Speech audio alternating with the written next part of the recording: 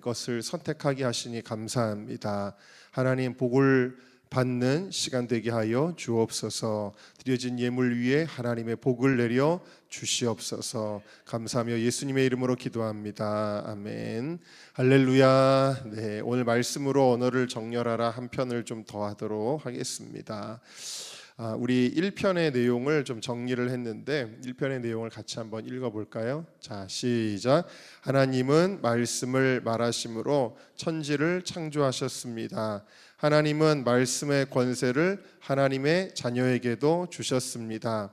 우리가 말하는 대로 됨을 알기에 말하지 말아야 하는 것은 말하지 말고 말해야 하는 것을 말해야 합니다. 나를 잘되게 하는 말씀을 계속 선포함으로 견고한 빛의 진이 내 안에 구축되어야 합니다. 아멘. 네, 그래서 하나님이 말씀으로 천지를 창조하신 것처럼 하나님의 자녀들에게는 말씀대로 될 수 있는 그 말씀의 언어의 권세를 하나님이 주셨다. 그래서 우리가 말하는 대로 되게 하신다. 그러니까 우리는 부정적인 것을 말하지 말고 믿음의 말을 해서 나를 잘되게 하는 말씀을 계속 선포하고 그것이 쌓여서 내 안에 어둠의 진이 아니라 견고한 빛의 진이 건설될 수 있게 하시기를 주님의 이름으로 축원합니다. 자, 오늘 우리 50일 기도 선포문 오늘 말씀 우리 한번 7번 같이 한번 선포해 보도록 할까요? 시작. 나는 주님의 사랑받는 자녀입니다. 세상 그 무엇도 하나님의 사랑에서 나를 끊을 수 없습니다. 둘, 나는 주님의 사랑받는 자녀입니다. 세상 그 무엇도 하나님의 사랑에서 나를 끊을 수 없습니다. 나는 주님의 사랑받는 자녀입니다. 세상 그 무엇도 하나님의 사랑에서 나를 끊을 수 없습니다. 몇 번째인지 모르겠어요. 세상 그 무엇도 하나님의 사랑에서 나를 끊을 수 없습니다. 나는 주님의 사랑받는 자녀입니다. 세상 그 무엇도 하나님의 사랑에서 나를 끊을 수 없습니다. 나는 주님의 사랑받는 자녀입니다. 세상 그 무엇도 하나님의 사랑에서 나를 끊을 수 없습니다. 한 번 남았죠. 나는 주님의 사랑받는 자녀입니다.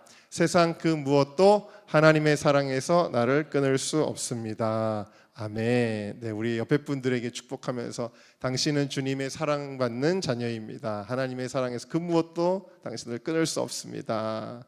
축복할까요? 네, 아멘. 아멘.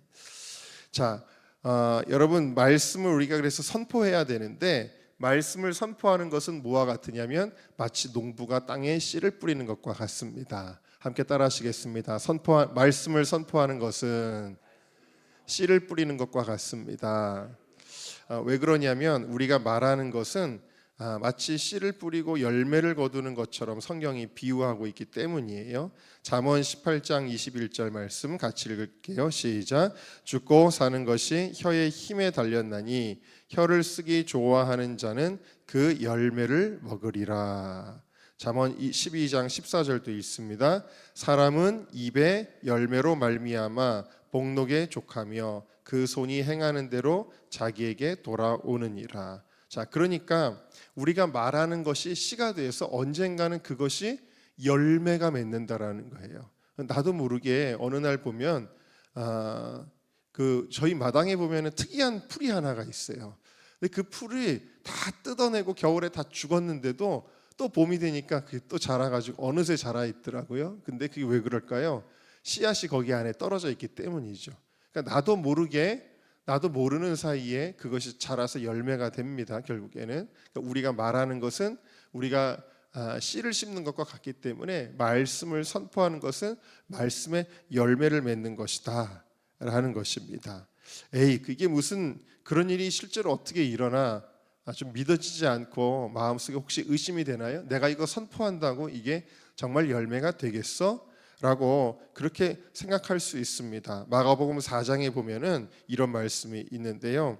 하나님의 나라는 사람이 씨를 땅에 뿌린 것 같다.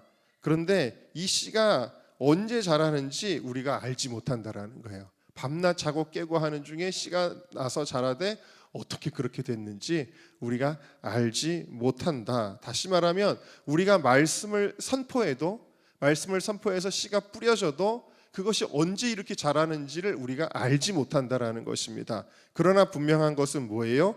고린도전서 3장 7절에 함께 따라 하실까요? 자라게 하시는 이는 하나님이시라.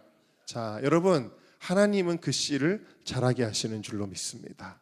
하나님은 열매를 맺게 하시는 분이시다라는 거예요. 여러분, 아브라함이 본토 친척 아비집을 떠나게 하시면서 하나님이 주셨던 언약의 말씀이 있습니다. 창세기 12장 2절에서 3절을 보면 하나님은 너에게 내가 큰 민족을 이루게 할 거야. 복을 줄 거야. 너는 창대하게 될 거야. 땅의 모든 족속이 너로 말미암아 복을 얻을 거야 라고 선포했습니다. 자, 이 말씀을 하나님이 주셨습니다. 그리고 아브라함은 그 말씀을 믿었습니다. 그런데 결국에 아브라함은 불가능한 것처럼 보였지만 100세에 이삭을 낳았고 그의 후손은 정말 하늘의 별처럼 많아졌고 예수 그리스도를 통해 믿는 백성들이 이렇게 많아지게 되었죠. 여러분, 하나님의 말씀이 씨앗이 돼서 떨어질 때는 처음에는 아무 일도 일어나는 것 같지 않지만 그러나 그 말씀이 반드시 열매 맺는다는 것을 여러분들이 믿으시기를 주님의 이름으로 축원합니다. 자, 그러면 내 안에 말씀의 씨를 뿌려야 되는데 내 안에 말씀의 씨를 뿌리는 방법은 무엇일까요? 여러 가지가 있는데 우리 1번부터 5번까지를 같이 읽어보겠습니다. 시작. 말씀을 들어야 합니다. 네, 말씀을 들을 때 믿음은 들음에서 나며 그랬죠. 그러니까 여러분들이 설교 말씀 들을 때 하나님의 말씀으로 받고 그것을 마음에 뿌리시기를 주의 이름으로 축원합니다. 자, 두 번째 시작. 말씀을 읽고 묵상합니다. 대표적인 것은 큐티입니다. 큐티 할 때는 그냥 읽는 게 아니라 우리가 묵상하잖아요. 묵상하면서 다시 한번 우리 안에 새기는 거라 그랬어요. 자, 세 번째 시작. 말씀을 의지하여 기도합니다. 아무리 불안하고 어렵고 낭망하는 상황에서도 하나님 말씀 붙들고 하나님 나와 함께 하실 줄 믿습니다. 우리가 기도하는 거잖아요. 그래서 기도할 때도 우리가 그냥 기도하는 게 아니라 말씀에 의지하여 기도하는 것입니다. 네 번째 시작. 말씀을 선포합니다. 네, 선포의 능력에 대해서는 많이 다뤘고요. 다섯 번째 시작. 말씀을 근거로 찬양합니다. 그러니까 찬양도 말씀의 근거에서 찬양하는 게 중요하고 특별히 우리 찬양들 가운데 보면은 성경 말씀을 근거로 지어진 찬양들도 되게 많이 있어요. 그런 것들을 선포하고 찬양할 때 또 그것이 내 안에 씨가 뿌려지는 것이다, 심겨지는 것이다 라는 사실입니다. 그래서 이렇게 계속 말씀의 씨를 뿌리면 내 안에 말씀의 씨가 쌓이게 됩니다. 누가복음 6장 45절에 쌓은 것에서 우리가 선한 것을 낸다 그랬거든요. 이 계속 말씀이 우리 안에 쌓이고 이렇게 우리 안에 쌓이는 것을 어려운 말로는 내재화된다, 내 것이 된다라는 거예요. 말씀이 내 것이 된다. 드디어 그것이 쌓이고 쌓여서 내 것이 되면 그 다음에 어떻게 되느냐, 사단이 생각으로 우리를 공격할 때 그때 여러분 우리의 몸에 병균이 들어오면 어떻게 되죠? 즉각적으로 임파구나 백혈구나 이런 것들이 즉각적으로 딱 항체들이 반응을 해서 물리치잖아요. 항체가 없으면 어떻게 되죠? 그것이 들어올 때 막 당하고 막 병이 나고 염증이 나고 아프게 되고 막 그러는 거 아니에요? 우리 안에 이 항체가 뭐냐면 우리 안에 쌓여 있는 말씀이다라는 거예요. 그러니까 사단이 낙심의 생각, 부정적인 생각, 미움과 시기와 짜증과 원망과 이런 것들을 우리 안에 가지고 들어올 때 우리 안에 말씀이 쌓여 있으면 그것들에 즉각적으로 반응해서 물리치게 되는 줄로 믿습니다. 자, 그래서 사단의 목소리가 들려올 때 말씀을 근거로 우리가 반응하게 되는데 예를 들면 이런 것입니다. 시편 121편 1절을 보시면 내가 산을 향하여 눈을 들리라 나의 도움이 어디서 올까. 사단은 우리에게 얘기합니다. 야, 너 지금 처지가 절박한데 너를 도와줄 수 있는 사람은 아무도 없어. 너에게는 아무 도움이 없어 라고 말할 수 있는 상황이라는 것입니다. 자, 그런데 2절 말씀 같이 읽어볼까요? 시작. 나의 도움은 천지를 지으신 여호와에게서로다. 할렐루야. 자, 우리가 말씀이 즉각적으로 항체처럼 반응하는 거예요. 안 좋은 생각이 들어오거나 의심의 생각이 들어오거나 또 질문이 들어오거나 할 때 즉각적으로 나는 말씀으로 반응할 수 있다라는 사실입니다. 예수님이 광야에서 40일 동안 금식하시고 나서도 마찬가지였잖아요. 예수님에게 사단이 탁 시험할 때 예수님은 어떻게 물리치셨어요? 말씀으로 그때마다 물리치신 거예요. 그러니까 우리 안에 말씀이 내 것이 되도록 쌓여 있어야 되는 줄로 믿습니다.